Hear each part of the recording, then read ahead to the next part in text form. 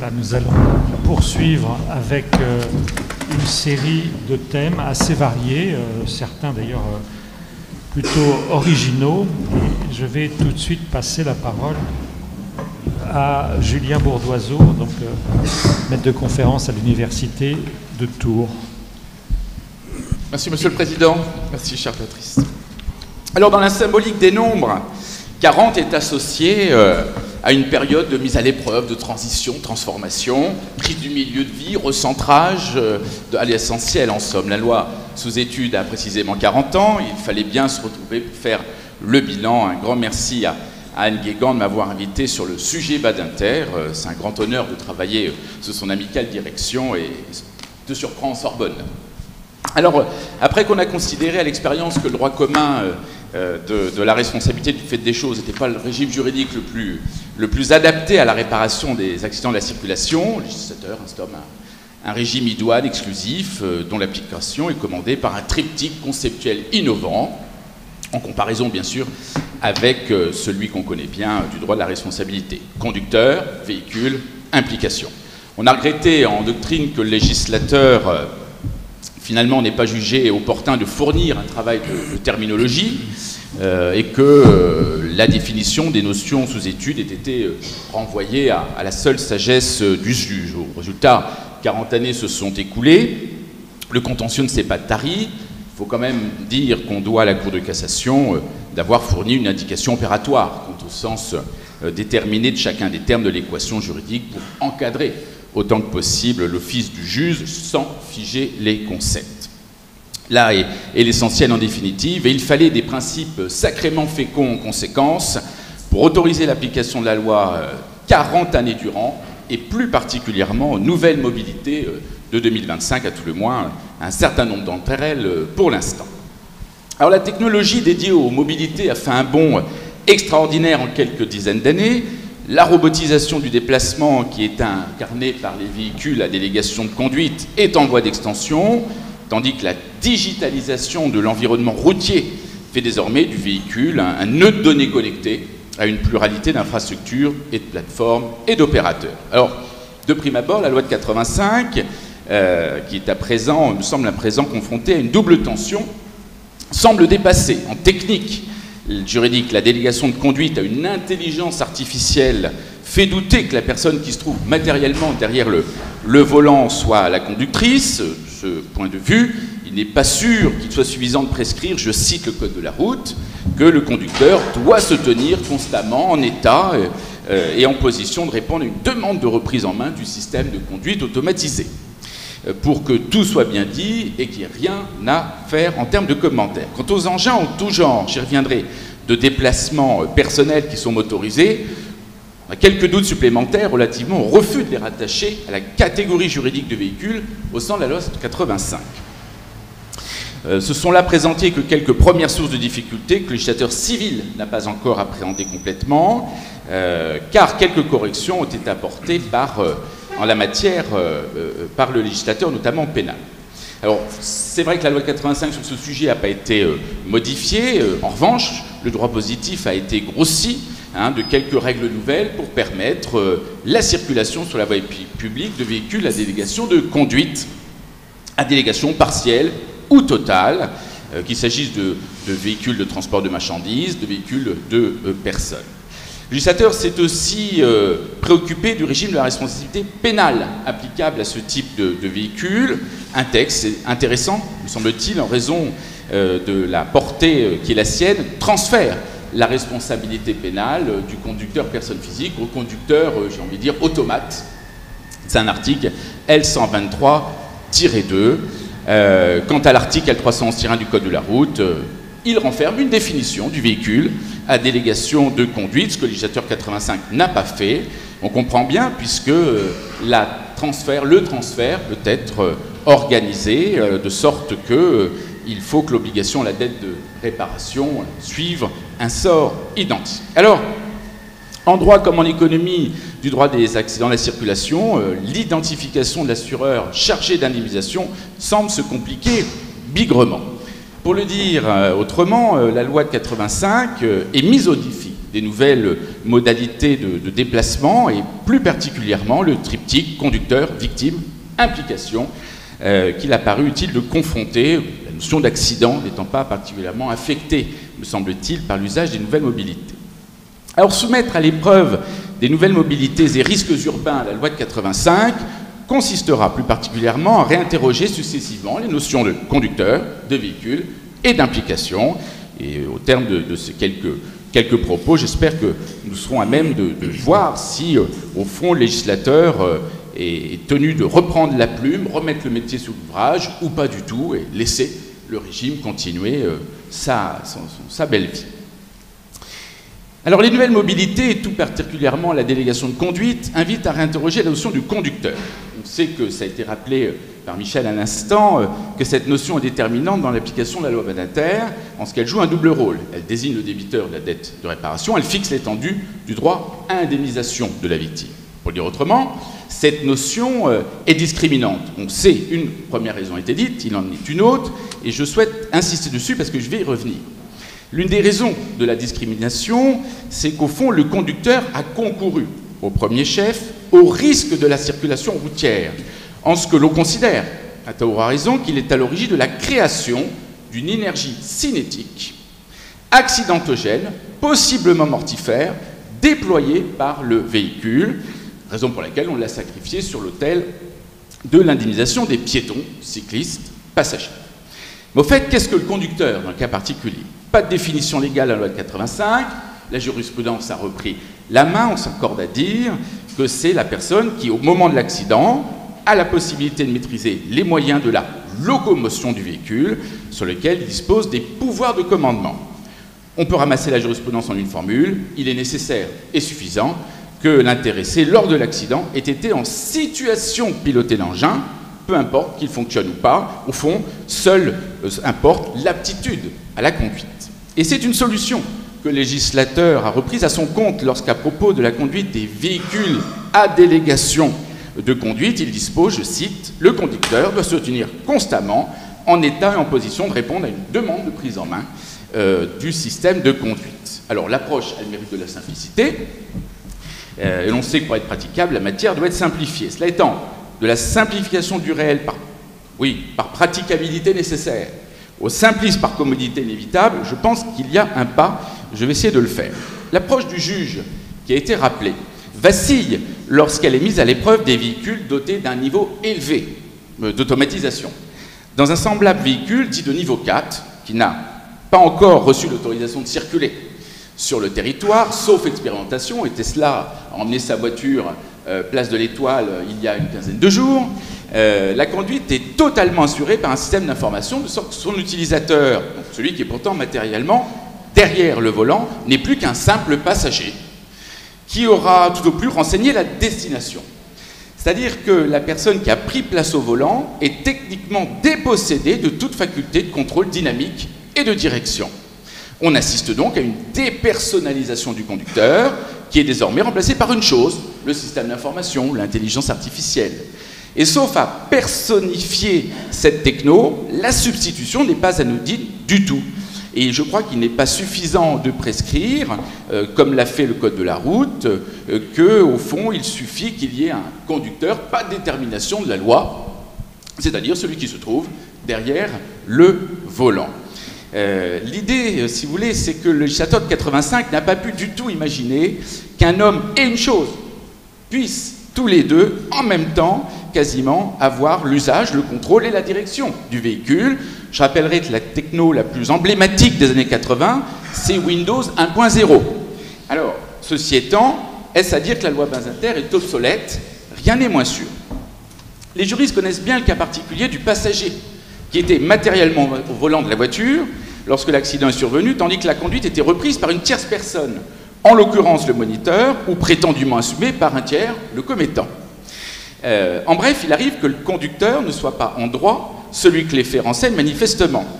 Qu'est-ce que je veux dire? C'est qu'au gré des circonstances de la cause et des mérites de la victime, le juge va instrumentaliser purement et simplement la notion.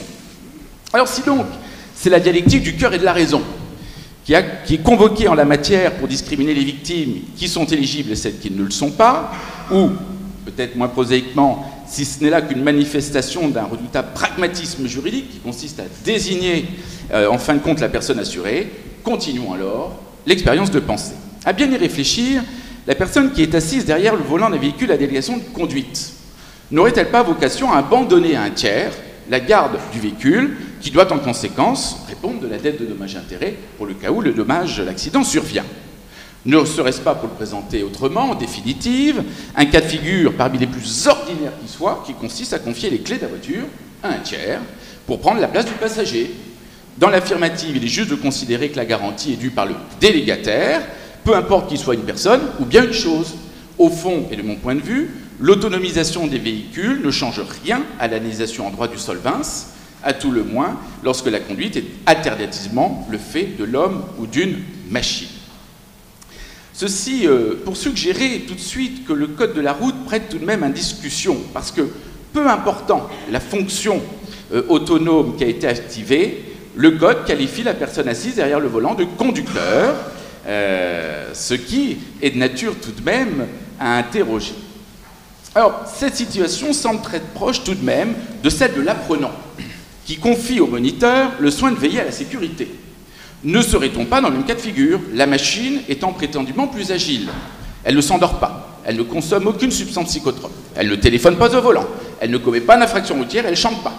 La délégation est psychologiquement plus grande qu'il n'y paraît. Je pense que dans le cas particulier, la garantie doit donc aller de pair et être distribuée. Tout paraît simple, il reste une sacrée difficulté à résoudre, à savoir qui conduisait concrètement au moment de l'accident. Où l'on voit bien que la détermination par la loi d'un conducteur, personne physique, résout une part du problème par la fiction, mais ça n'épuise pas les questionnements.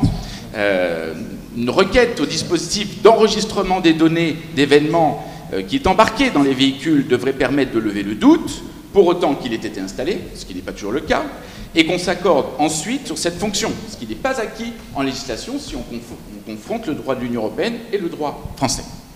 Alors, voilà une première épreuve, je crois, relevée par la loi Badinter, qui peut, sans distorsion des concepts, s'appliquer aux conducteurs machines.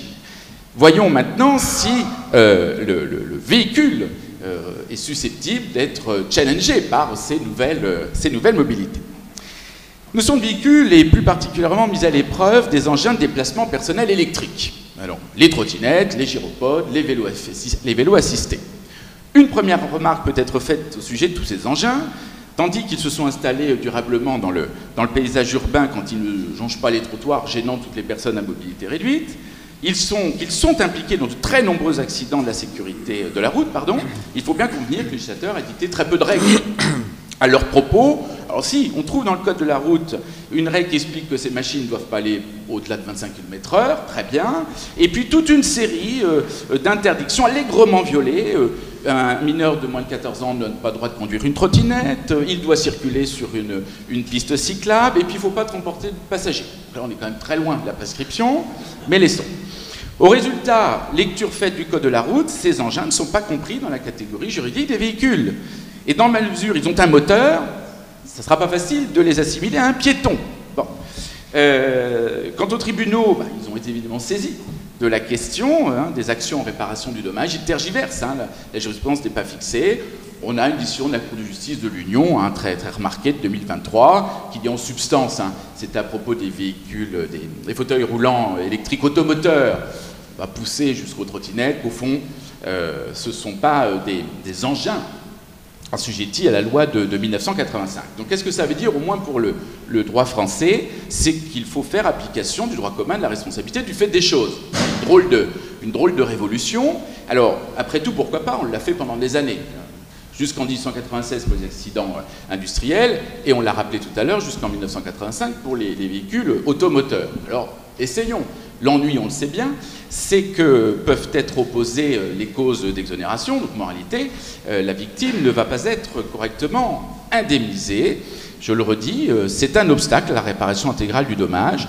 Au fond, il y a 40 ans, on corrige le défaut de couverture d'un risque de l'existence, tout à fait significatif. 40 ans plus tard, on le retrouve, revenu par la fenêtre. Et on nous explique qu'il ne s'agirait pas que ces engins de déplacement personnel motorisés ne soient ne voudrais pas qu'il soit soumis à la loi de 85. Bon, première remarque.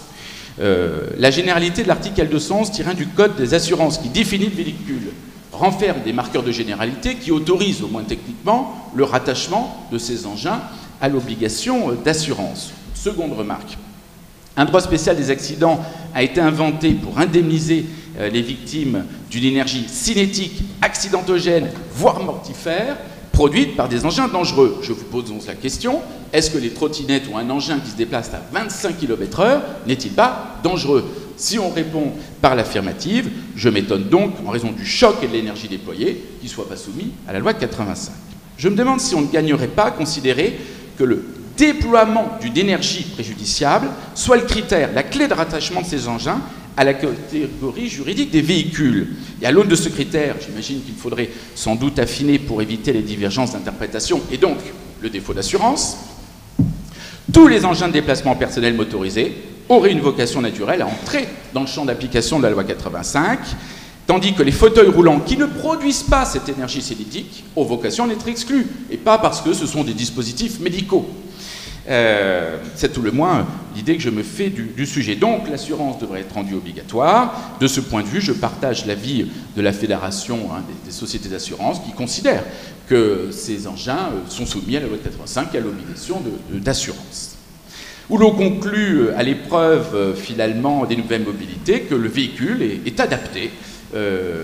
Reste à présent, dans le temps imparti, à vérifier si la notion d'implication maintenant a vocation aussi à être perturbée conceptuellement par ces nouvelles modalités de déplacement, automatisées, électricisées. Je pense à l'implication des véhicules électriques en général. Pour mémoire, la loi de 85 a prévu que le véhicule soit... il suffit que le véhicule soit impliqué pour que, finalement, l'accident de la circulation soit caractérisé, puis que la dette de dommages-intérêts soit payée. Au fond, peu important qu'il s'agisse d'un fait actif ou non, il suffit, je cite la Cour de cassation, que le véhicule soit intervenu d'une manière ou d'une autre, à quelque titre que ce soit, dans l'accident. C'est une conception pragmatique de la notion dégagée en jurisprudence qui a permis de faire rentrer dans le domaine d'application de la loi de très très nombreuses hypothèses. Justement, une nouvelle hypothèse de travail s'est faite jour avec la commercialisation des véhicules électriques. Voilà une voiture qui est branchée à son câble d'alimentation, lequel n'est manifestement pas à l'endroit qu'on aurait imaginé qu'il soit. Qu'est-ce que fait l'utilisateur? Pas gêné, hein. Il branche sa voiture après avoir tiré le câble de la maison, lequel câble repose sur le trottoir, voire sur la chaussée, quand il n'est pas purement et simplement à hauteur de la borne électrique, de sorte que le piéton distrait sur son téléphone portable ou qui court après les enfants ne voit pas le câble. Quant à mon conducteur de trottinette électrique qui n'est pas sur les voies dangereuses, mais qui est sur le trottoir, il arrive lancé comme une fusée sur le câble. La question de l'implication se pose. Si l'on exclut la loi de 85 par pur exercice, on appliquera la loi, le droit commun, principe général de responsabilité du fait des choses, elle est dans un état normal. Pas de discussion, mais on retombera sur les difficultés qu'on a envisagées à l'instant, c'est-à-dire les exonérations. Je pense ici, au vu de la jurisprudence dégagée par la Cour de cassation, que le véhicule est impliqué parce qu'il n'est pas dans sa fonction outil. Donc, il a bien été impliqué. Et j'en viens là, pour finir, à me projeter plus loin. C'est de la fiction, mais je la crois raisonnable. Imaginons que ce véhicule ne soit pas simplement branché à une borne électrique, mais soit branché au serveur Tesla. Cette fois-ci, c'est de l'échange de données. Pour commencer, c'est-à-dire que le serveur Tesla, et je prends cette voiture, il y a des voitures chinoises parfaites, ce câblage va faire que, vous le voyez, la voiture va devenir un outil. Pourquoi? Parce qu'il va communiquer avec le serveur. Pire, il y a un moment où c'est limite Black Mirror, dont je suis en train de vous parler, où Tesla va utiliser le véhicule comme zone de stockage, serveur. Ça sera devenu un outil. C'est donc le droit commun de la responsabilité qui s'appliquera et on ne pourra donc pas échapper à l'opposabilité aux victimes des causes d'exonération qu'on connaît bien. Au bilan, parce qu'il me reste une minute, Monsieur le Président, le droit des accidents de la circulation, je trouve, moi, fait montre d'une remarquable capacité de résilience conceptuelle. La mise à l'épreuve des notions clés conducteurs, véhicules, implications, renseignes tout à fait l'adaptation de la loi de 85 à ces nouvelles mobilités.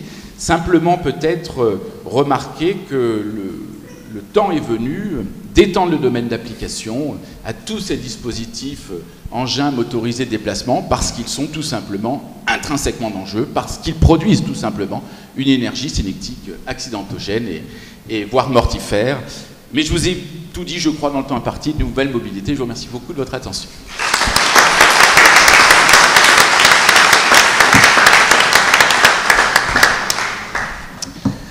Merci pour cet exposé brillant sur les nouvelles mobilités. Alors il faudra probablement réformer la loi, mais on va le dire tout au long de la journée, ça je crois, donc on ne va pas insister trop dès maintenant.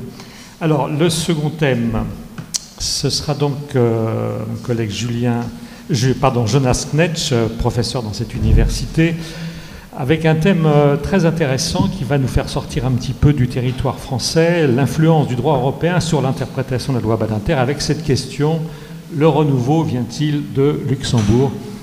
Jonas, tu as la parole.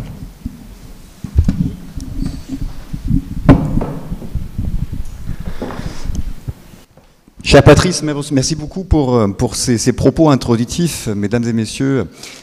Permettez-moi de vous souhaiter aussi la bienvenue ici dans cet amphithéâtre à l'école de droit de la Sorbonne. Je dirige l'Institut des assurances de Paris-Sorbonne. Donc, il me revient de remercier Anne, bien sûr, pour l'idée et la conception de ce colloque. Et je suis très heureux de contribuer à cet événement. Et ça fait aussi plaisir de vous voir aussi nombreux ici. Et je sais qu'il y a des personnes également à distance.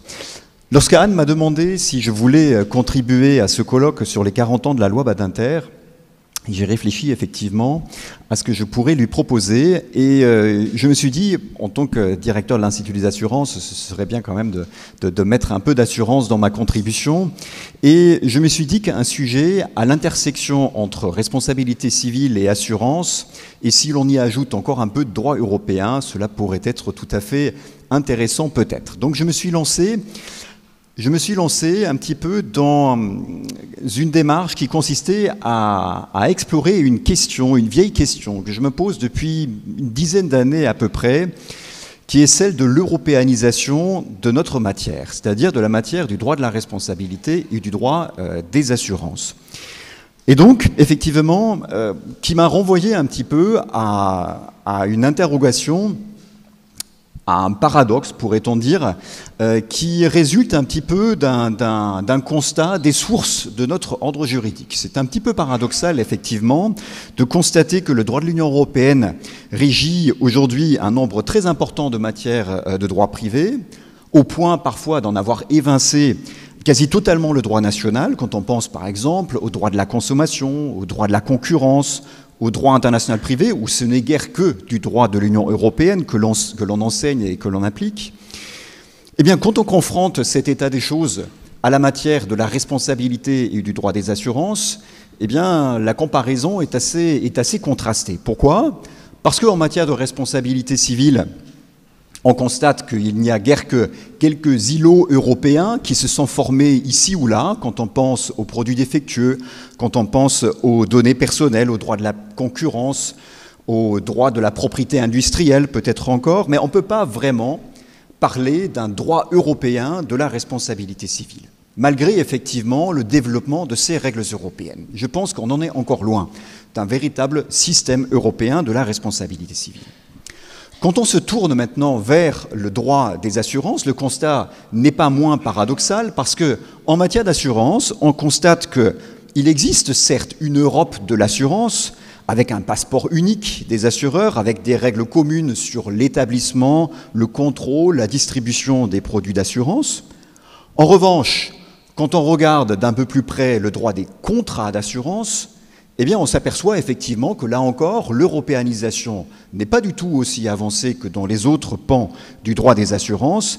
On est encore loin d'une Europe des contrats d'assurance. Il serait illusoire pour un assureur français, italien ou autrichien de proposer les mêmes polices même traduite dans un autre État membre, parce qu'effectivement, le contexte normatif, le contexte juridique du droit des contrats d'assurance n'est pas du tout le même dans les autres États membres de l'Union européenne.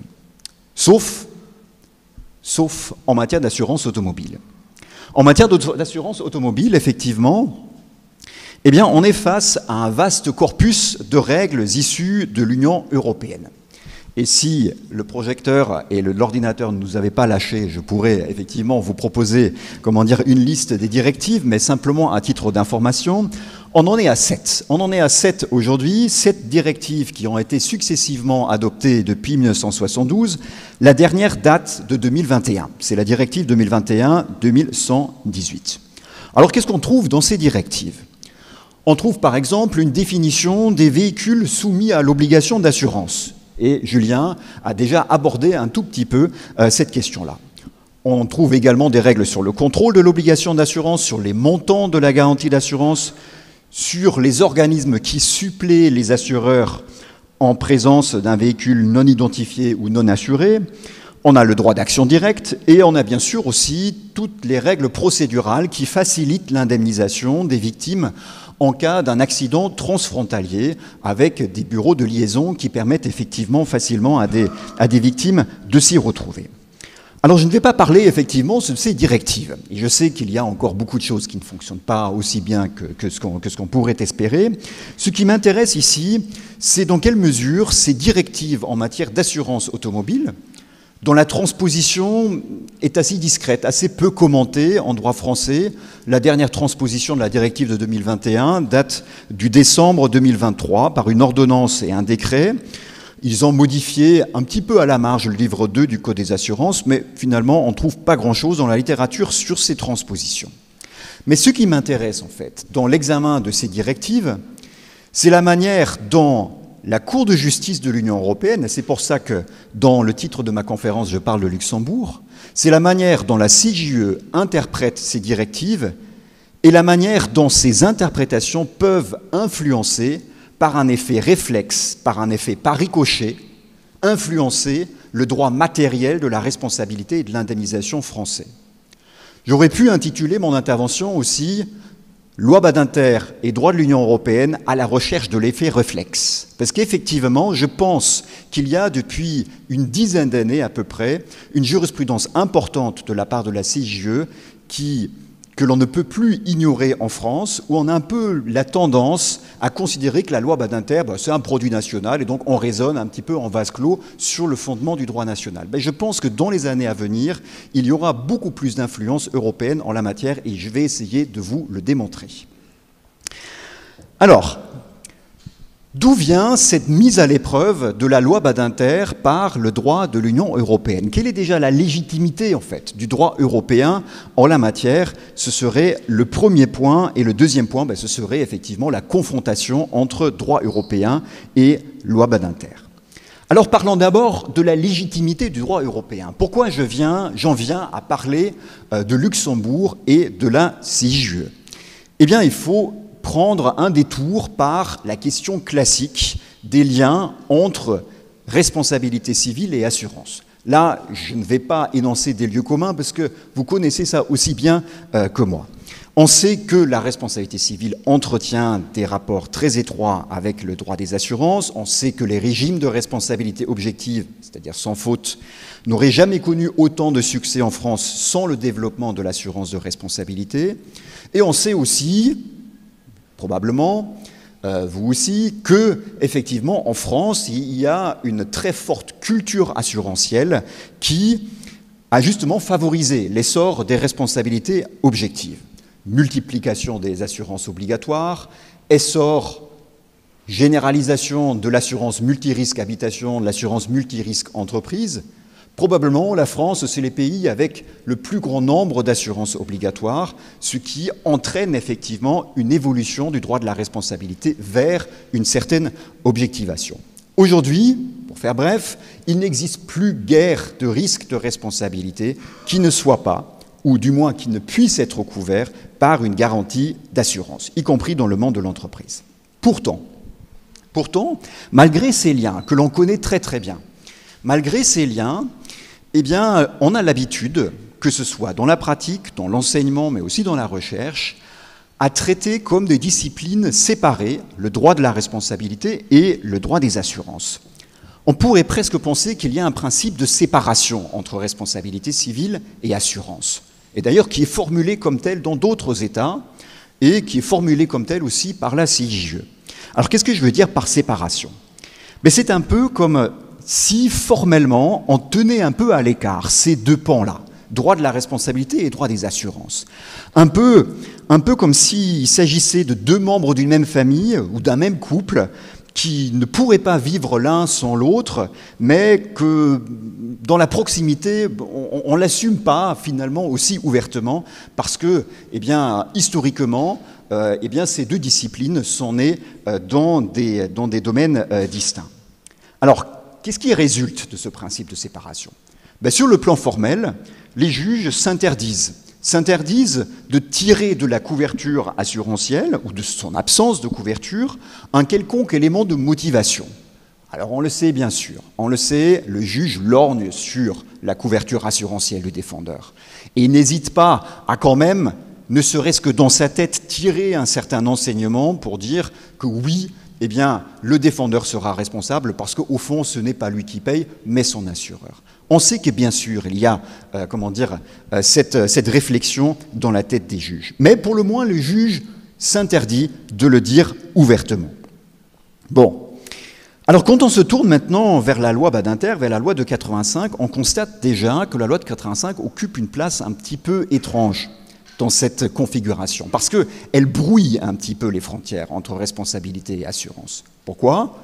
Eh bien parce que vous le savez aussi bien que moi, les règles sur la procédure d'indemnisation font partie intégrante de la loi Badinter. Et la codification des règles de responsabilité dans le Code civil, qui est envisagée par les projets de réforme, séparait en quelque sorte les règles de responsabilité des règles de procédure qui relèvent davantage du Code des assurances. Bon. Eh bien, puisque la loi Badinter mêle ces aspects de responsabilité et ces aspects procéduraux et donc d'assurance, on arrive à notre assurance automobile et donc au droit de l'Union européenne. C'est pour cela qu'effectivement, l'interprétation des directives sur l'assurance automobile nous intéresse ici. Alors, essayons maintenant de comprendre par quels moyens le CJUE s'arroge le droit de faire, produire des effets sur la responsabilité à partir de l'assurance. Comment la CJUE voit son office à cette intersection entre responsabilité et assurance, entre loi Badinter d'un côté et assurance automobile de l'autre? L'arrêt de principe en la matière, le point de départ, me semble-t-il, de cet effet réflexe, c'est un arrêt du 23 octobre 2012 dans une affaire portugaise, dans l'affaire Marques-Almeida. Alors, je ne vais pas vous ennuyer avec le rappel des faits. En substance, il s'agissait de savoir si le droit de l'Union européenne s'opposait à l'opposabilité de la faute contributive de la victime non conductrice. C'est-à-dire une règle que l'on ne connaît pas en France depuis la loi Badinter, parce que, vous le savez, la victime non conductrice ne peut se voir opposer, en tout cas en principe, que sa faute inexcusable, cause exclusive de l'accident. Et donc, au Portugal, où cette règle-là n'existe pas, de la loi Badinter, bien sûr, eh bien, la question s'est posée de savoir si cette opposabilité de la faute simple eh bien, était contraire au droit de l'Union européenne. Alors vous allez me dire, mais c'est pas ça l'office de la CJUE. La CJUE ne doit se prononcer que sur l'assurance automobile et non pas sur les règles de responsabilité. Eh bien, c'est ce que rappelle dans un premier temps la Cour de justice. La Cour de justice rappelle, en effet, je cite, que l'obligation de couverture par l'assurance est distincte de l'étendue de l'indemnisation des dommages au titre de la responsabilité civile. Principe de séparation RC assurance. Et la Cour de poursuivre, alors que la première est définie et garantie par la réglementation de l'Union, la seconde est régie essentiellement par le droit national. On pourrait dire, circuler, il n'y a rien à voir, il y a un non-sujet en fait dans mon intervention. L'effet réflexe du droit européen est inexistant. La séparation entre responsabilité et assurance est sauve. Mais bon, ce qui est intéressant, c'est ce qui vient par la suite. Parce que dans le même arrêt, on peut lire, je cite, « Les États membres doivent exercer leurs compétences en ce domaine, dans le domaine de la responsabilité, dans le respect du droit de l'Union, et les dispositions nationales qui régissent l'indemnisation des sinistres, donc par exemple en droit français la loi Badinter, ne peuvent priver les directives en matière d'assurance automobile de leur effet utile. Ah, le droit national de la responsabilité ne peut priver, ne saurait priver les directives sur l'assurance automobile de leur effet utile. Donc c'est au nom de l'effet utile que la CJUE s'arroge, se reconnaît un droit de regard sur les règles de responsabilité. C'est un peu comme si son droit de regard dépassait la matière de l'assurance, déborde vers la responsabilité civile. Mais bon, vous l'aurez compris, dans cette affaire Marquès Almeida, la CJUE se trouve un petit peu sur le fil, et c'est un peu un exercice d'équilibriste. D'un côté, on est contraint par le domaine d'application de l'assurance automobile, mais en même temps, avec l'effet utile, eh bien, on se reconnaît un droit un petit peu au-delà des frontières du droit de l'Union européenne. OK. Alors, regardons maintenant, et ce sera ma deuxième partie, quelle est effectivement l'incidence concrète du droit de l'Union européenne sur les règles de responsabilité en matière d'accidents automobiles. Alors, j'ai répertorié depuis l'arrêt Marquès Almeida de 2012 25 affaires de la CJUE. J'ai la liste là, si certains d'entre vous, sont intéressés, eh bien, j'ai la liste avec effectivement quelques petits extraits et sommaires pour bien les avoir en tête. Donc 25 affaires, c'est assez facile aujourd'hui avec Internet, eh bien effectivement de faire la liste de ces affaires-là. Et alors, bien sûr, dans ces 25 affaires qui portent sur les directives en matière d'assurance automobile, eh bien on n'a pas toujours des aspects intéressants en la matière de la responsabilité. Dans cette affaire, il s'agissait d'interpréter vraiment le droit des contrats d'assurance automobile. Dans 3 affaires, il s'agissait de se prononcer sur l'office des organismes d'indemnisation de type FGAO. Mais dans 15 affaires, la Cour a dû statuer ou devra statuer, parce qu'une affaire est encore pendante, sur des questions qui se trouvent à l'intersection entre responsabilité et droit des assurances. Alors, que peut-on tirer de cette jurisprudence? Est-ce que le droit français et la loi Badinter résistent à la confrontation avec le droit de l'Union et son effet utile? 2 temps. Qu'en est-il de l'existence du droit à indemnisation et qu'en est-il de la consistance du droit à indemnisation? Regardons d'abord l'existence du droit à indemnisation. Alors là, je pourrais dire schématiquement, puisque la loi Badinter est tellement favorable aux victimes d'accidents de la circulation, eh bien, il n'y a pas vraiment de problème avec le droit de l'Union européenne, parce que la CJUE, eh bien, sanctionne, si elle sanctionne, uniquement les systèmes nationaux qui ressemblent peu ou prou à l'état du droit antérieur à la loi Badinter, tel qu'il a été rappelé tout à l'heure en guise d'introduction. Et puisque ce n'est pas le cas en droit français, eh bien, où est notre problème? Quand on creuse un peu, on trouve quand même. On trouve. J'en veux pour preuve 2 aspects ici. Tout d'abord, la notion de véhicule terrestre à moteur, dont Julien a parlé il y a quelques instants, qui est quand même au cœur des réflexions contemporaines de ces 10 dernières années. Alors là, vous pourriez vous dire, et Julien l'a rappelé tout à l'heure, que la notion en droit français est quand même relativement large. J'ai retrouvé les propos d'Anne Guégan d'il y a 10 ans dans le colloque de Metz à l'occasion des 30 ans de la loi Badinter. Anne nous disait à l'époque, nous, pas moi parce que j'étais pas là, j'étais à La Réunion, la loi s'applique ainsi à tout véhicule doté d'une force automotrice et destiné par nature à circuler sur le sol, peu importe qu'il s'agisse d'engins agricoles ou de chantier, d'engins de damage, de pistes de ski, de scooters de neige ou de tondeuses à gazon autoportées. Eh bien, si les engins de damage de pistes de ski, les scooters de neige et les tondeuses à gazon sont visés, où est le problème? Alors, Julien a déjà évoqué le fauteuil roulant, parce qu'effectivement, la Cour de cassation en 2021 a considéré qu'il ne s'agissait pas d'un véhicule terrestre à moteur, au motif qu'il s'agit d'un dispositif médical destiné au déplacement d'une personne en situation de handicap. Sur cette question, est-ce qu'il y a une incidence européenne? Oui, mais pas de la CIGE, mais directement du législateur européen, parce que dans cette dernière directive, dans la 7e directive, eh bien, l'Union européenne a décidé effectivement d'exempter les fauteuils roulants automoteurs exclusivement destinés à être utilisés par des personnes en situation de handicap. Et donc, désormais, c'est inscrit dans le Code des assurances à l'article L211-1 alinéa 2. Mais le problème, à mon avis, concerne plutôt les trottinettes électriques et les autres engins de déplacement personnel. Alors, il y a eu effectivement un arrêt du 12 octobre 2023 dans lequel la CIGE s'est prononcée, non pas sur les trottinettes, mais sur les vélos à assistance électrique.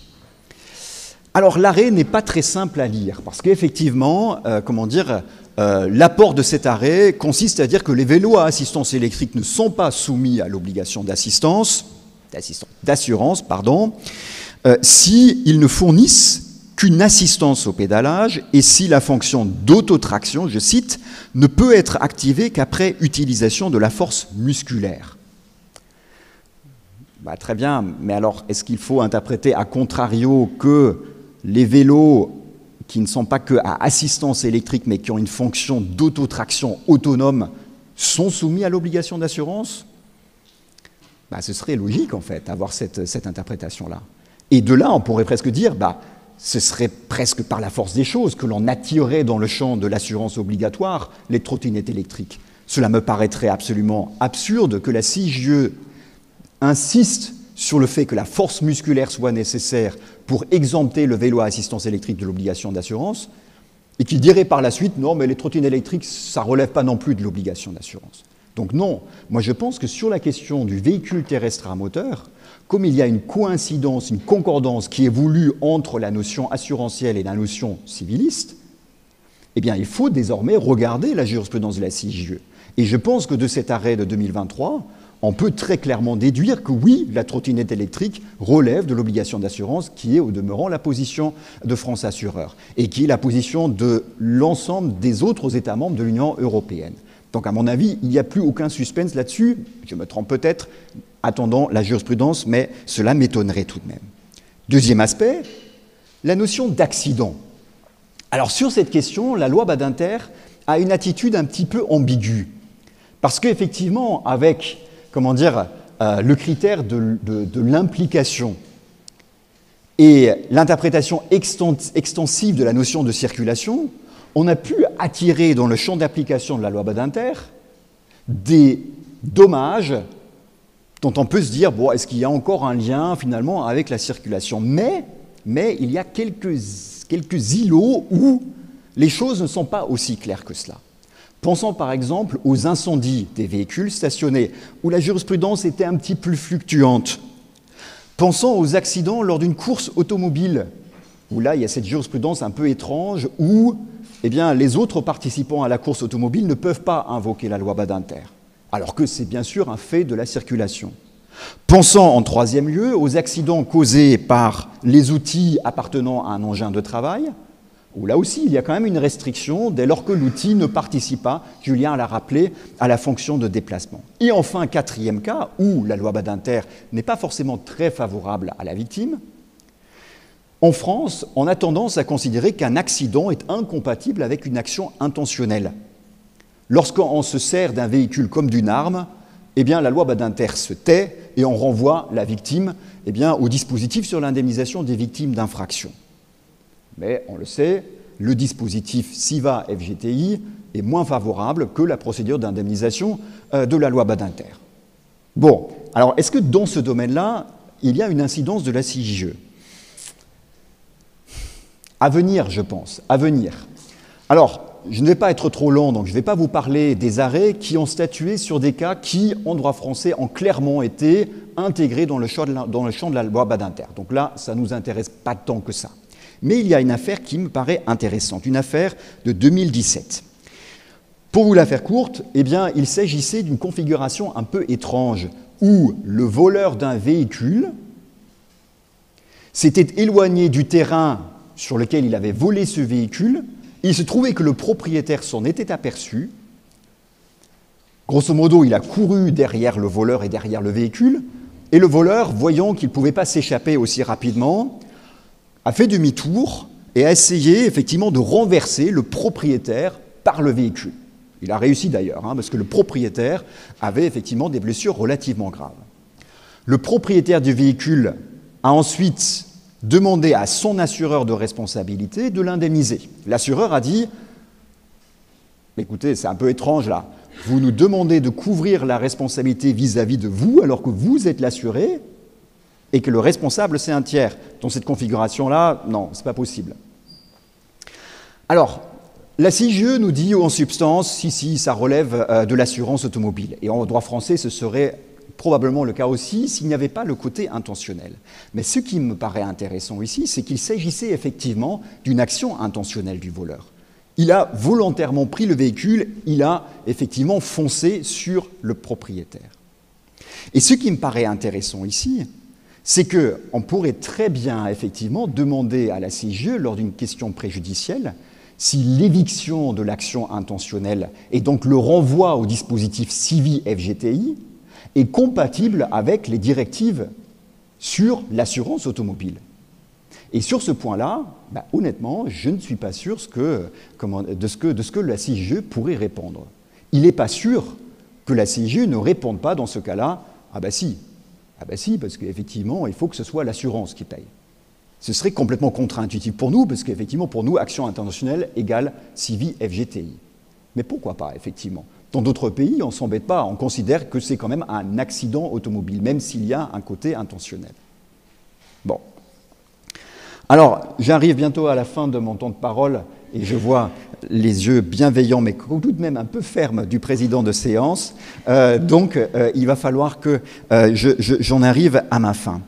Je ne vais pas vous parler de la consistance du droit à indemnisation parce que essentiellement la CIGE s'est penchée sur la réparation du dommage moral, à la fois de la victime directe et des victimes par ricochet, en se prononçant notamment sur les systèmes juridiques qui réservent ou réservaient l'octroi d'un préjudice d'affection ou d'un préjudice par ricochet moral que dans les cas où la victime indirecte, les proches, souffraient d'un état pathologique, c'est-à-dire d'un deuil pathologique ou d'un choc psychologique. C'était notamment le cas du droit allemand, mais aussi du droit autrichien.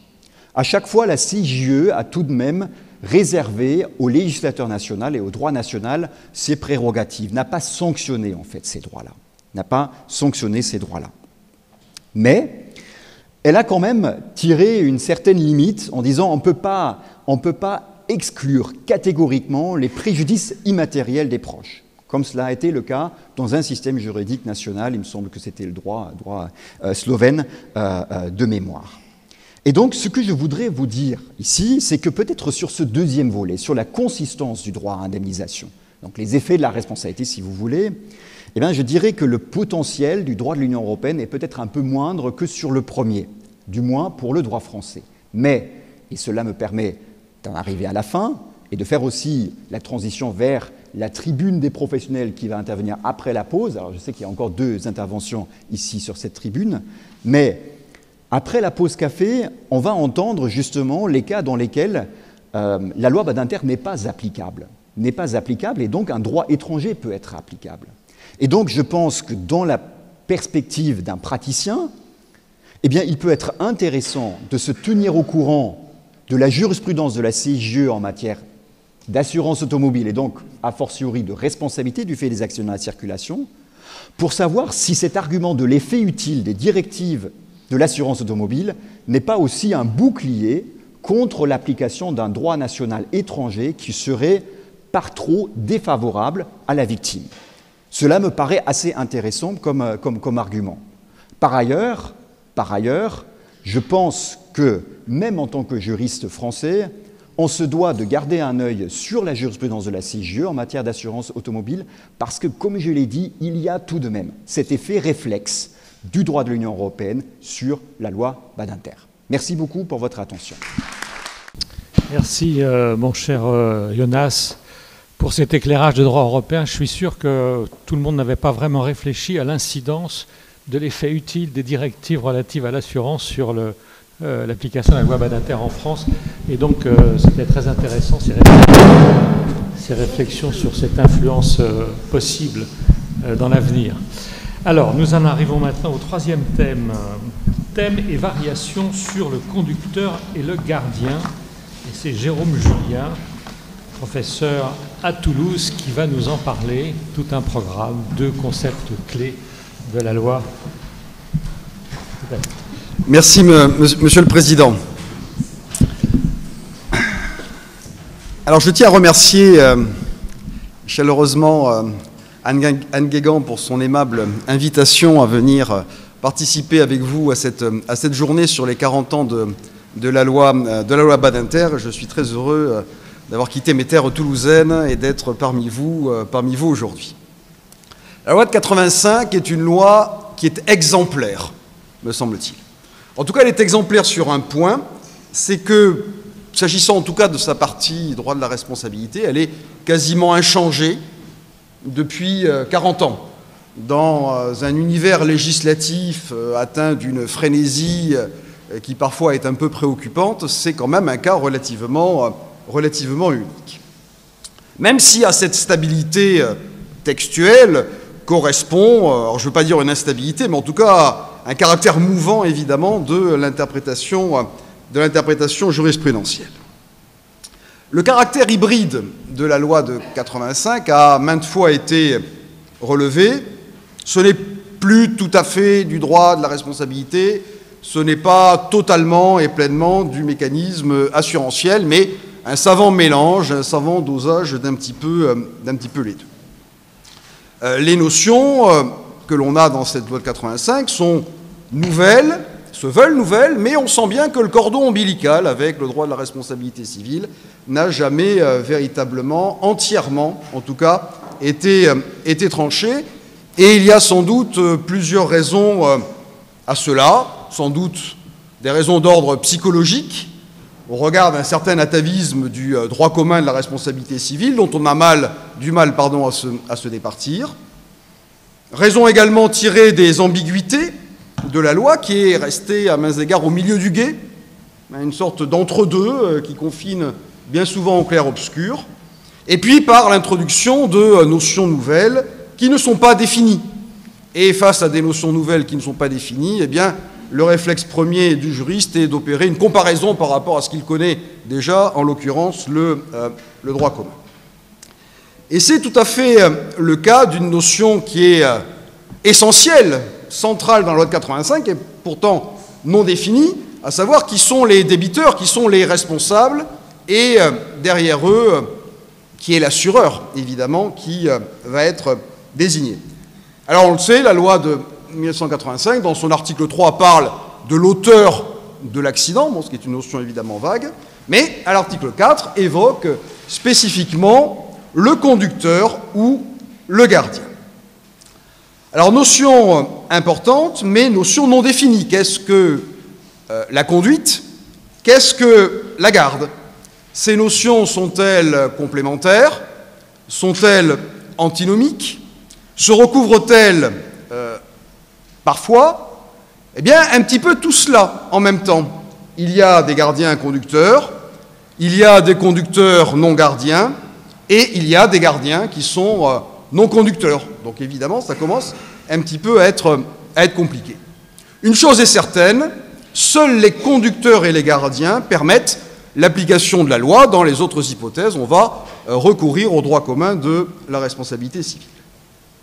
Cette dualité conducteur-gardien traduit bien, me semble-t-il, le caractère hybride de la loi en associant un élément nouveau, le conducteur, et un élément connu, rassurant, la garde. Et montre bien d'ailleurs que la loi de 1985 pose un paysage juridique nouveau s'agissant des accidents de la circulation, mais quand même avec un ancrage ancien, avec cette référence à la garde. Et quand on lit d'ailleurs les travaux préparatoires, et notamment le rapport qui avait été rédigé au Sénat en 1984, à un moment donné, le rapporteur dit « Ben oui, il y a gardien et conducteur, le gardien, c'est le gardien de la chose au sens de l'article 1384, alinéa 1er. » Donc sous-entendu, la loi de 85 presque ferait une juxtaposition de l'ancien droit qui perdurerait et du nouveau droit qui s'y surajouterait. Mais il n'est pas exclu que dans ce couple conducteur-gardien, ce qui soit nouveau, le conducteur, soit véritablement surprenant, et il n'est pas exclu que ce qui est connu, la garde, en réalité ne soit pas, là pour le coup, très, très surprenant. Alors au regard des finalités de la loi de 85, qui sont contenues et résumées dans son intitulé, cette dualité de responsables paraît de prime abord, en apparence, harmonieuse, finalement l'un ayant pour vocation de prendre le relais de l'autre. Mais paradoxalement, c'est moins le recours à la notion nouvelle de conducteur que le recours à la notion ancienne de garde qui, de manière sous-jacente, crée, me semble-t-il, une disharmonie. L'harmonie apparente et la disharmonie sous-jacente sont les deux points que je vais rapidement vous présenter. Alors tout d'abord, l'harmonie apparente. A priori, l'adjonction de ces deux éléments, le conducteur, de ces deux qualités, de ces deux protagonistes, le conducteur et le gardien, permet effectivement d'associer de manière heureuse le droit spécial et le droit commun, le conducteur étant celui qui a la maîtrise du véhicule, une maîtrise de fait, qui a une action sur la direction, la propulsion, et on connaît l'importance de cette qualification sur la question de la faute du conducteur victime, évidemment, mais de cela je n'en parlerai pas. On connaît également tous les méandres de la jurisprudence pour fixer des bornes spatiales et temporelles à cette qualification de conducteur, celui qui, en état d'ébriété, cède le volant à un autre de manière temporaire, celui qui descend complètement de son véhicule ou qui n'est pas descendu complètement de son véhicule, celui qui, à la suite d'une panne, fait la sieste sur la banquette arrière de sa voiture, donc toutes questions qui ont conduit la Cour de cassation à se demander est-ce qu'à ce moment-là, la personne était conducteur encore, toujours conducteur ou pas. Et ne parlons pas de la jurisprudence sur les personnes éjectées du véhicule qui se retrouvent sur la chaussée, percutées par un autre véhicule. Est-ce qu'à ce moment-là, on est conducteur ou est-ce qu'on ne l'est plus? Et par une référence à peine masquée aux règles du théâtre, d'unité de temps et de lieu, la Cour de cassation qui nous dit, selon qu'il y a un même enchaînement ou pas, eh bien, on aboutira à cette conclusion.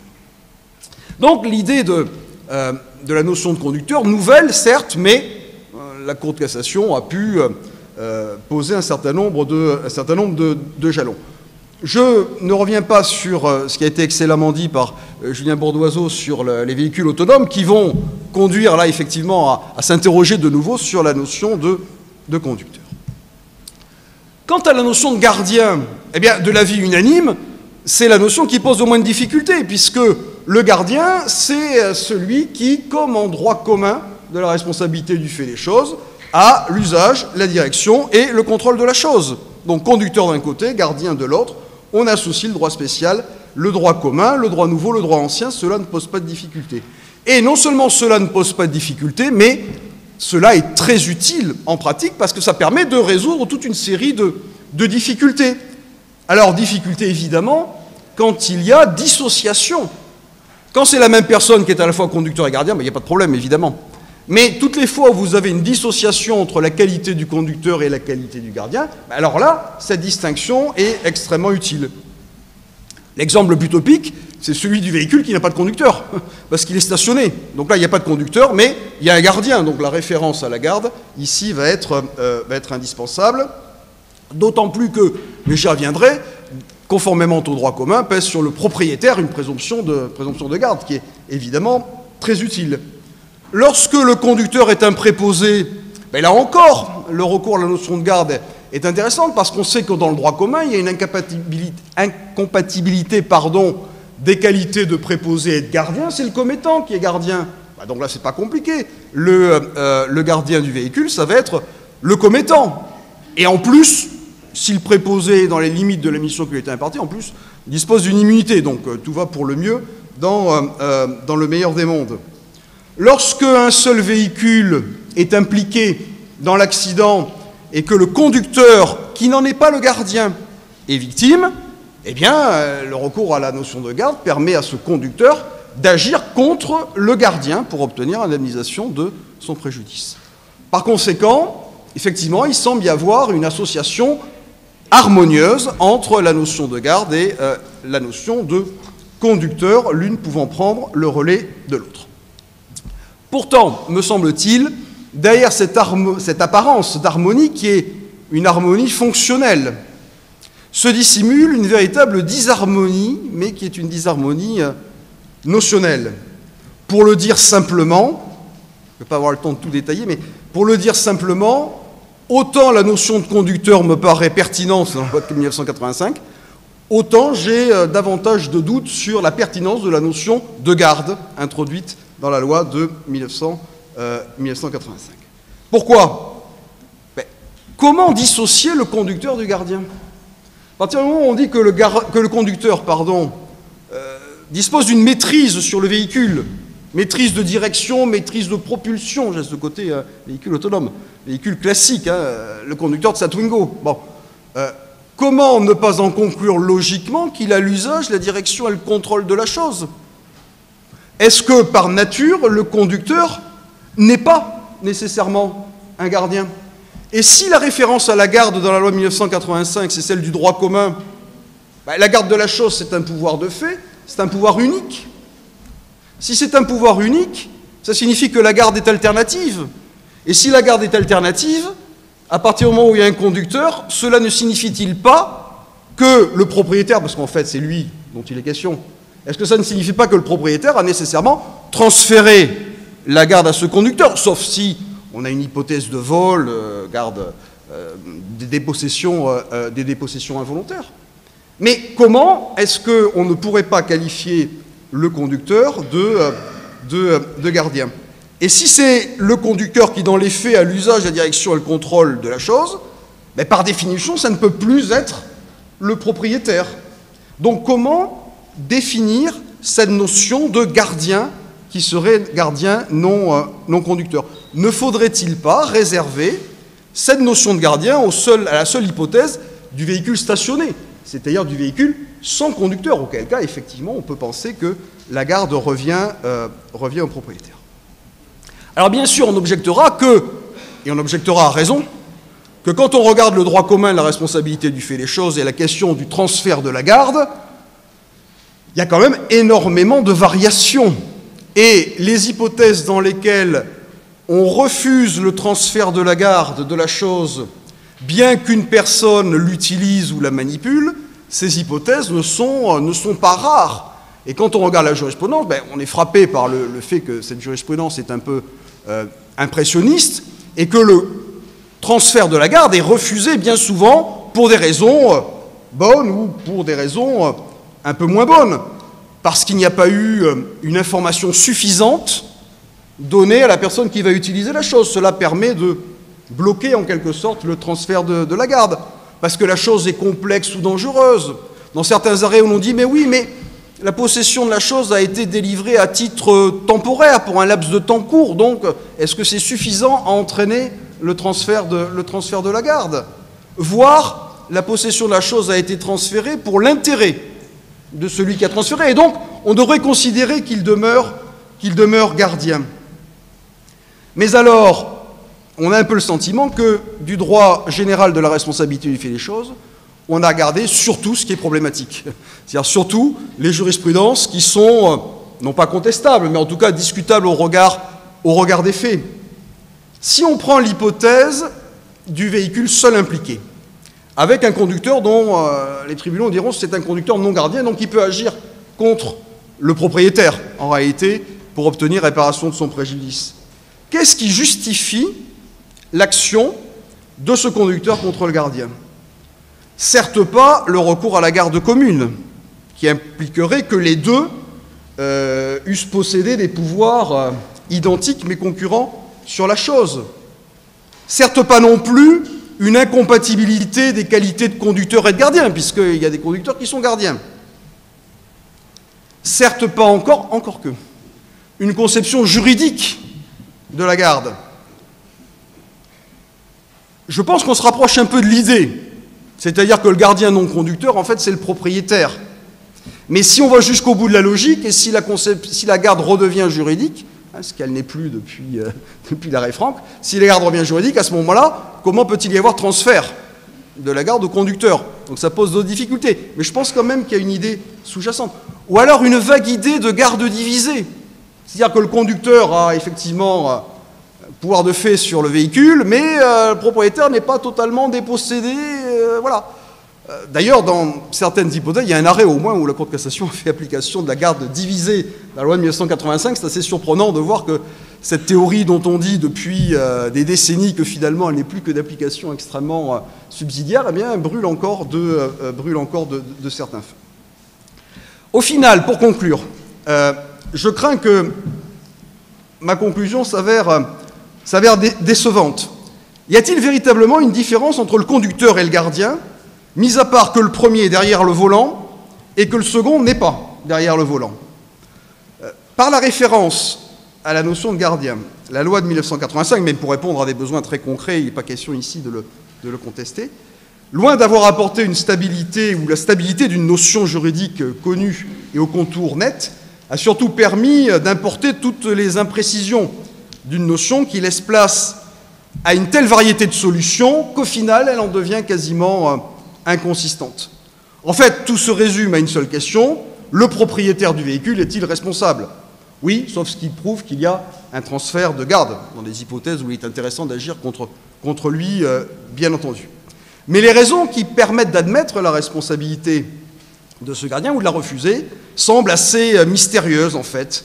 Nature de la chose, durée du transfert, intérêt du propriétaire, et bien sûr, opportunité, qui est en réalité la seule clé de compréhension, me semble-t-il, de la jurisprudence. La garde de la chose, enseignée traditionnellement comme étant une notion de fait, une notion unique, alternative, devient sous la plume du juge un instrument d'arbitraire. Mais, attention, d'arbitraire au sens étymologique du terme, c'est-à-dire qui permet d'arbitrer une situation et qui dépend en réalité de sa propre volonté. Mais au final, peut-être que cela n'est que l'office naturel du juge face à des textes aussi peu diserts et dans un domaine où aucune affaire ne ressemble à aucune autre. Et ici, la casuistique est peut-être un horizon indépassable. Je vous remercie de votre attention. Merci beaucoup de nous avoir un peu déstabilisés. Nous étions arrivés avec des certitudes, conducteurs, gardiens, tout ça est bien connu, et finalement, elles sont un peu ébranlées maintenant après votre rapport. Alors, nous allons sortir maintenant un petit peu des frontières étroites du droit civil, un petit peu, pas complètement quand même, pour parler un peu des rapports entre la loi Badinter et le juge pénal. Et la parole est à vous, Laurent Saenko, professeur à l'université d'Aix-Marseille.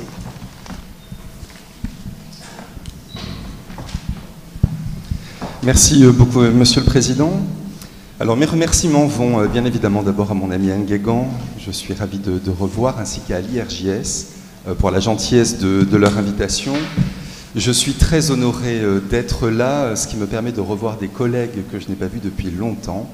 Je vois Stéphanie Graillot dans la salle, Aude Denisot au fond, ainsi que Jenny Ayoun.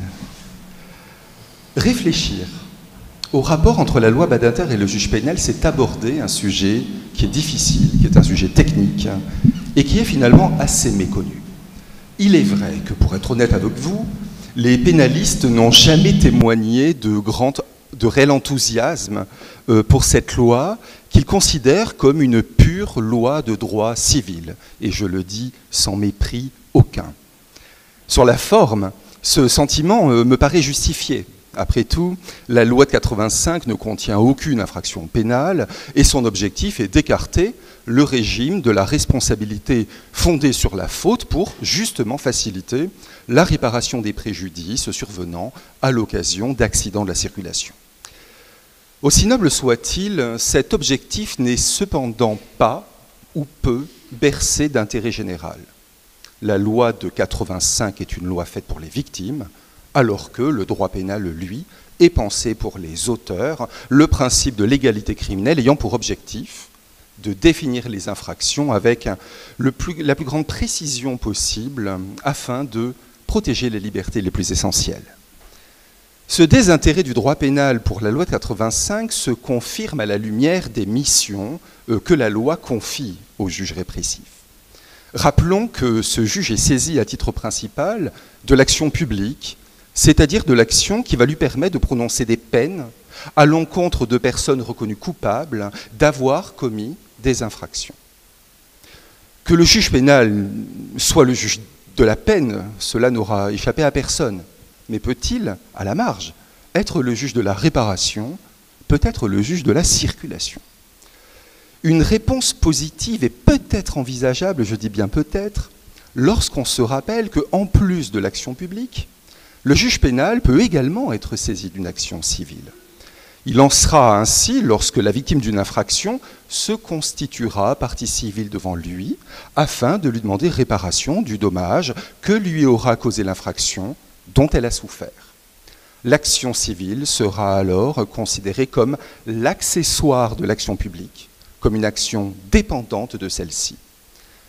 Cette soumission de l'action civile à l'action publique pourrait surprendre, mais elle n'est pourtant que la simple application du droit. Rappelons que l'article 2 du Code de procédure pénale prévoit que le seul dommage réparable devant les juridictions pénales est celui qui trouve son origine dans l'infraction, c'est-à-dire dans le fait générateur de responsabilité pénale. Cette dépendance du droit à réparation à l'infraction explique ainsi que le juge pénal ne peut théoriquement appliquer que le droit commun de la responsabilité civile, c'est-à-dire le droit fondé sur la faute. Après tout, comment pourrait-il en aller autrement dès lors qu'en droit français, la responsabilité pénale sans faute n'existe pas? Par conséquent, les régimes spéciaux de responsabilité restent hors de la portée du juge pénal, qu'il s'agisse de la responsabilité du fait des choses, de la responsabilité du fait des produits défectueux ou encore, bien sûr, de la loi de 85 sur les accidents de la circulation. Alors ce peu d'intérêt du droit pénal pour la loi Badinter est pourtant regrettable. Je dirais même qu'il s'agit d'une terrible erreur. Car on a trop oublié qu'à l'occasion d'accidents de la circulation, et notamment en cas d'accident mortel, les juridictions répressives sont très souvent saisies par les parquets, peut-être même par les victimes. Et les 40 ans de la loi approchant, eh bien le moment paraît idéal pour s'interroger sur les interactions entre le juge pénal et la loi de 1985. Cette distance s'est-elle atténuée? Pour le savoir, il faut analyser les relations entre la loi Badinter et le juge pénal sous différentes approches. J'en ai retenu deux, l'approche substantielle, l'approche formelle. Voici, mesdames et messieurs, les temps de ma rapide intervention. Alors je commence avec l'approche substantielle pour soutenir ici l'idée qu'en la matière, la position du juge répressif est pour le moins ambivalente. Car lorsque ce dernier est appelé à se prononcer sur des intérêts civils, on remarque qu'il fait parfois application de la loi de 1985 et parfois non. Reste maintenant à comprendre pourquoi. D'une part, le juge pénal applique les dispositions de la loi de 85. Oui, c'est vrai. Mais s'il le fait, attention, c'est non pas pour établir le principe de la responsabilité civile de la personne qu'il reconnaît coupable, c'est seulement pour définir l'étendue de son droit, de son obligation à réparation. Prenons quelques exemples. Admettons qu'une femme âgée, environ de 80 ans, décède après avoir été percutée par un deux-roues qui roulait de nuit alors que celle-ci traversait la chaussée d'une agglomération. Le juge pénal est saisi et, sur l'action publique, prononce la culpabilité du conducteur du deux-roues et le condamne donc pour homicide involontaire. Mais, saisi de l'action civile par les ayants droit de la vieille dame décédée, ce juge pénal peut-il faire application de l'article 3 alinéa 2 de la loi de 85 qui prévoit, on le sait, que si la victime a plus de 70 ans, eh bien son préjudice est indemnisé dans tous les cas. La chambre criminelle considère que oui, au motif, nous dit-elle, que le bénéfice de ce texte peut être sollicité aussi bien dans le cas d'une condamnation que dans l'hypothèse d'une relaxe. Admettons maintenant qu'un jeune homme se fasse percuter mortellement à cause d'une voiture, alors que de nuit, celui-ci était en train de pousser son 2 roues sur le bord droit de la chaussée. Encore une fois, le juge pénal est saisi et, sur l'action publique, condamne pour homicide involontaire le conducteur de la voiture qui a percuté le jeune homme. Mais, sur l'action civile, le juge pénal peut-il faire application cette fois de l'article 6 de la loi de 85 afin de réduire l'indemnisation des ayants droit du jeune homme au motif que ce dernier, parce que conducteur, au sens de la loi de 85, eh bien, avait commis une faute qui avait concouru à la survenance de son dommage. Eh bien, là encore, la chambre criminelle, elle répond par la positive. Il faisait noir, le conducteur était habillé avec des vêtements sombres. Bref, pour la haute juridiction, cette faute réduit l'indemnisation des conducteurs imprudents et donc de leurs ayants droit. Encore une fois, on le voit, le juge pénal peut faire application des dispositions de la loi de 1985. Troisième illustration, le cas de la faute inexcusable.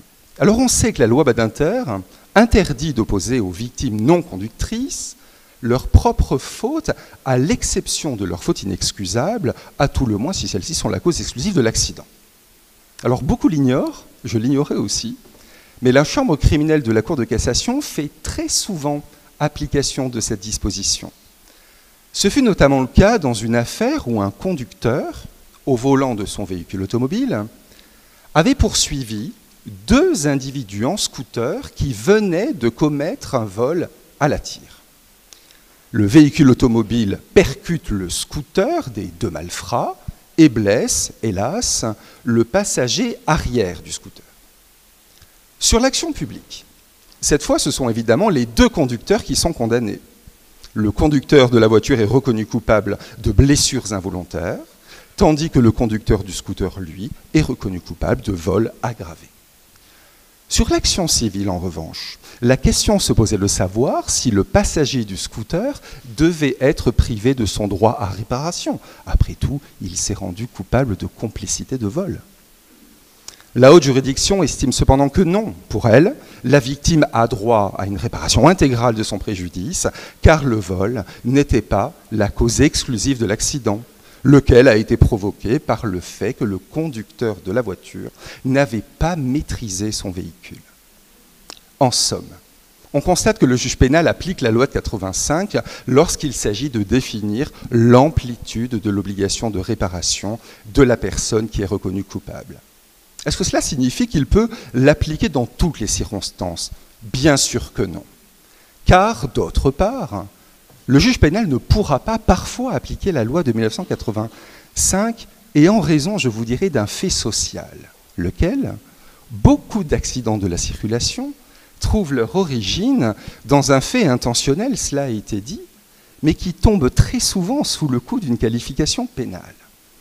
Alors ici, je ne peux pas résister au fait de vous citer les mots du professeur Yves Maillot.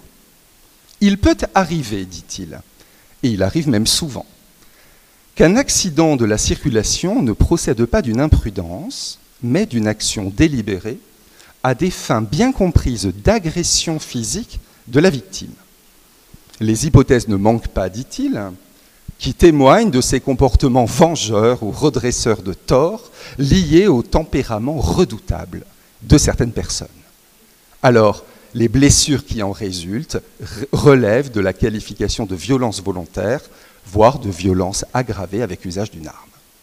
Alors, dans cette hypothèse, le juge pénal pourra-t-il malgré tout appliquer la loi 85 ?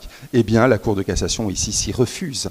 Et pour comprendre pourquoi, prenons l'exemple de cet automobiliste non assuré qui, alors qu'il était au volant en train de conduire, avait dirigé volontairement son véhicule vers le bord droit de la chaussée afin d'effrayer un autostoppeur.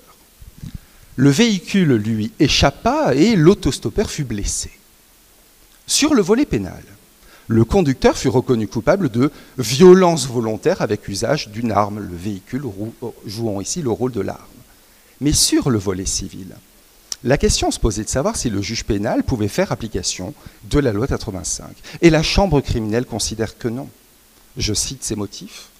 Dès lors qu'il a été définitivement jugé que la victime devait être indemnisée dans les termes du droit commun, Le dommage étant imputable à un fait volontaire et non à un accident de la circulation, eh bien la loi 85 n'est pas applicable. Ici, le juge pénal, il est tenu par l'article 2 du Code de procédure pénale, il est tenu d'appliquer le droit commun de la responsabilité civile. Alors cette position, on le sait, est une application classique du principe selon lequel, là où il y a un fait volontaire, cela a été dit, il ne saurait y avoir accident de la circulation. Et il est vrai que cette position est contestable aux yeux de beaucoup, car le conducteur, c'est vrai, n'a pas eu ici l'intention de causer le dommage à l'autostoppeur, mais son intention portait uniquement sur le fait. Il me semble néanmoins, à titre personnel, que, en termes de légalité pénale, cette solution est parfaitement cohérente et que cette configuration, mesdames et messieurs, est l'occasion parfaite pour nous de constater les interactions complexes qui existent entre le juge pénal d'un côté et la loi Badinter de l'autre. Pourquoi ? Parce qu'en droit pénal, dès lors que l'auteur réalise intentionnellement un fait, le dommage corporel qui en ressort est considéré comme un résultat qui consomme l'infraction, quand bien même l'auteur n'en connaissait pas exactement l'ampleur au moment où il a agi. La chose a du sens. Dès lors que le fait est intentionnel, alors l'auteur doit en assumer les conséquences. Et c'est pourquoi, du reste, en matière de violence volontaire, eh bien, notre code pénal prévoit que les qualifications pénales évoluent en fonction de la gravité du dommage causé. Il peut s'agir de contravention, de délit, voire même évidemment de crime. Dans l'espèce que nous évoquions à l'instant, il était incontestable que le fait d'avoir dirigé la voiture vers la victime était le fruit de la volonté. Dès lors, il y a tout lieu de considérer que le contact physique qui s'en est suivi l'était également. En termes de légalité pénale, vouloir l'un sans vouloir l'autre n'a pas de sens, c'est la loi pénale qui nous l'impose. La matérialité d'une infraction n'est pas séquençable et la matérialité des violences est composée du fait et de la conséquence. En revanche, et c'est ça qu'il faut comprendre, c'est que cet arrêt s'explique par le principe de l'autorité du criminel sur le civil. La Cour de cassation considère que l'infraction ici a été commise, que le jugement est définitif et que partant, la loi de 1985 est écartée par principe puisque c'est l'article 2 qui s'applique. De cette approche substantielle, donc il ressort, on l'a vu, un constat assez mitigé. Le juge pénal n'applique pas la loi Badinter de façon uniforme. Voyons maintenant ce qu'il en est de l'approche formelle. L'approche formelle des rapports entre la loi Badinter et le juge pénal révèle, je crois, deux grands principes. Le premier, d'une part, consiste à rappeler que le juge pénal saisi de l'action publique est parfois, ça arrive, autorisé par le législateur à faire directement application de la loi de 85. En effet, pour permettre une indemnisation des victimes, dont c'est vrai, il serait injuste qu'elles soient privées de réparation au seul motif que l'auteur est relaxé devant le juge pénal. Eh bien, l'article 470 du Code de procédure pénale prévoit que le juge pénal demeure compétent pour accorder, en application des règles du droit civil, réparation de tous les dommages résultant des faits qui ont fondé les poursuites. Cette incroyable exception au principe de l'autorité du criminel sur le civil est cependant encadrée par des conditions très strictes. Première condition, cette exception ne s'applique qu'aux infractions non intentionnelles. Cela signifie que le juge pénal ne pourra pas en faire application lorsqu'il est saisi de faits intentionnels, une conduite sous l'état alcoolique, des violences volontaires, comme je viens de le citer, ou un délit de fuite qui a dégénéré. Ça, vous savez, c'est très très fréquent, hélas. Deuxième condition, il faut que le juge pénal prononce une relaxe. Et ici, le texte est assez libre, puisque les motifs de la relaxe importent peu. Le juge pénal peut considérer que l'infraction n'est pas constituée ou que la prescription de l'action publique est acquise. Troisième condition, cette exception n'est possible que si la juridiction pénale est saisie par le ministère public ou par le juge d'instruction. Cela signifie quoi ? Que si la victime saisit la juridiction, par exemple par ce qu'on appelle une citation directe, eh bien le texte ne s'applique pas. Quatrième et dernière condition, le juge pénal ne peut valablement faire application de la loi 85 que si la victime le lui demande expressément avant la clôture des débats. Si elle ne le fait pas, le juge ne le fera pas d'office. Par ailleurs, vous n'ignorez sans doute pas que l'Assemblée plénière de la Cour de cassation a précisé dans un très bel arrêt, rendu le 14 avril 2023, que la victime qui n'a pas obtenu réparation devant les juridictions pénales pour n'avoir pas sollicité l'application de l'article 470-1 peut malgré tout saisir le juge civil de sa demande en réparation sans pouvoir se faire opposer le principe de la concentration des moyens. En somme, il apparaît que le juge pénal, saisi à la fois de l'action publique et de l'action civile, peut être amené à faire application de la loi Badinter malgré la relaxe qui prononce. Il en va de même, d'autre part, lorsque le juge civil, cette fois, se prononce après. Alors on aborde ici un des aspects très techniques du principe de l'autorité du criminel sur le civil. Et avant de rentrer dans le détail, je vais aller très vite, Monsieur le Président, je rappellerai que, selon les dispositions générales du Code de procédure pénale, la victime d'une infraction, vous le savez sans doute, jouit d'une option. Celle-ci peut porter son action en réparation devant le juge pénal, auquel cas, en cas de relaxe, elle pourra se tourner ensuite vers le juge civil, à charge pour elle de supporter le poids de l'autorité du criminel de la décision de relaxe sur la future décision civile. Mais elle peut aussi décider de porter son action directement devant le juge civil, auquel cas ici alors, l'action civile sera totalement libérée des règles de l'action publique et le juge civil pourra évidemment appliquer la loi de 1985. Mais attention, si elle n'obtient pas de cause devant le juge civil, elle ne pourra pas ensuite se retourner devant le juge pénal, electa una via. Alors, que se passe-t-il si la victime d'un accident de la route saisit le juge civil d'une demande de réparation fondée sur la loi de 85 après que le juge pénal se soit prononcé? Alors commençons par l'hypothèse où le juge pénal prononce la culpabilité. Imaginez un accident de la route dans lequel les passagers d'un véhicule perdent la vie parce qu'un autre véhicule qui avait brutalement perdu une roue les percute. Le ministère public poursuit la personne qui avait mal remonté cette roue. On partira du principe qu'il s'agissait d'un garagiste. Le garagiste est donc poursuivi devant le tribunal correctionnel qui le reconnaît coupable d'homicide involontaire et le condamne à ce titre aux intérêts civils, donc article 2 du Code de procédure pénale, sur le fondement du droit commun de la responsabilité. Sauf que le coupable est insolvable.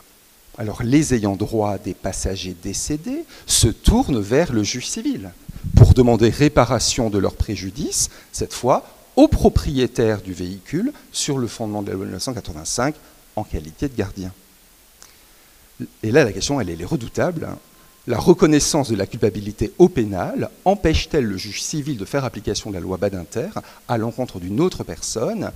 La Cour de cassation répond par la négative. Selon elle, si l'objet de l'instance civile est le même que celui de l'instance pénale, l'action civile exercée en application de la loi de 85 procède d'un fondement juridique autonome, distinct de la réparation d'une faute pénale et ne se heurte pas à l'autorité de la chose jugée au pénal. Poursuivons avec l'hypothèse où le juge pénal prononce la relaxe. Alors ici aussi, le juge civil qui intervient après le juge pénal pourra accorder la réparation sur le fondement de la loi Badinter. Imaginez cette fois que le conducteur d'un scooter cause un accident en roulant sur le couloir de circulation d'une voiture arrivant en face de lui et blesse à cette occasion le chauffeur de la voiture. Le conducteur du deux roues est également blessé dans l'histoire. Ce chauffeur, ce conducteur du deux roues, est évidemment poursuivi devant les juridictions pénales pour vitesse excessive, mais il est relaxé. C'est alors que le conducteur du deux roues décide de saisir le juge civil sur le fondement de la loi de 85 pour lui demander réparation de son propre préjudice. La question, encore une fois, ici est très intéressante. Le juge civil pourra-t-il, sans méconnaître l'autorité de la chose jugée attachée à la décision de relaxe prononcée au pénal, opposer au conducteur du scooter sa faute grave afin d'exclure son droit à réparation sur le fondement de la loi de 85 ? Eh bien, la Cour de cassation ici répond que oui, puisque la décision de relaxe ne concerne que l'infraction de vitesse excessive, vitesse dont le juge civil a considéré qu'elle était sans rapport avec l'accident. L'accident a davantage été causé par le fait que le scooter était venu sur la voie d'en face. Et bien ici, le juge civil peut opposer au chauffeur sa propre faute. Qu'en est-il maintenant si la relaxe est fondée sur la non-constitution de l'infraction? Accrochez-vous, j'ai bientôt fini. Eh bien, la réponse est la même. Imaginez cette fois que le conducteur d'un véhicule qui a causé un accident de la circulation, dans lequel une personne perd la vie, soit relaxé par le juge pénal, parce que le juge pénal ne constate pas les éléments constitutifs du délit d'homicide involontaire. Il ne constate pas la causalité, alors qu'il s'agit évidemment d'un élément constitutif. Eh bien ici, le juge civil saisit dans un second temps d'une demande d'indemnisation des ayants droit. Doit-il écarter la loi de 85 au motif que, puisque le juge pénal a considéré qu'il n'y avait pas de causalité, il ne saurait y avoir implication? Eh bien, la Cour de cassation estime que non. Pour elle, la loi de 1985 s'applique, car la causalité, c'est une chose, l'implication, c'en est une autre. Ce n'est pas à vous que je vais l'apprendre. Je vous remercie infiniment de m'avoir écouté. Merci. Éclairer sur toutes les possibilités, tous les cas de figure. Je crois que vraiment vous avez passé tous les cas de figure à la loupe et nous avoir montré que les choses n'étaient pas aussi simples qu'on pouvait a priori l'imaginer, mais c'est toujours le cas finalement quand on envisage des relations entre le pénal et le civil.